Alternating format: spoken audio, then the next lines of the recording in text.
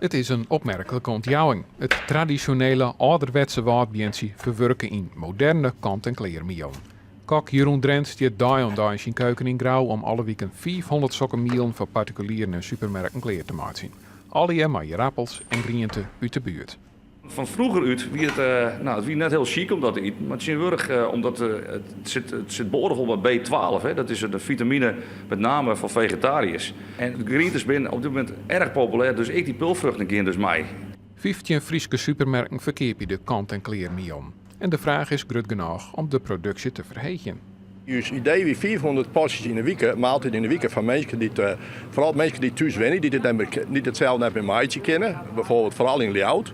Maar we willen opschaald naar 1000 maaltijd in de week, wat de supermarkt wel eens maaltijd niet graag hebben. 2 keer zo volle kant-en-kleren mielen, dat betekent dat er 2 ton, oftewel 2000 kilo extra waardbientjes verbouwd worden moeten. Dat is een mooi putje van Waardvrucht, de stichting die het altijd dwande is met in leven houden van bijzondere streekwaaksen. Dat betekent dat we er meer telers bij gaan maken, of dat de bestaande telers wat meer telen maken. Maar ja, we hopen de mensen zover te krijgen dat ze daar mee zien stappen willen. Dus boeren en tunkers in de waarden, het waardbientje, dat is het nije goud.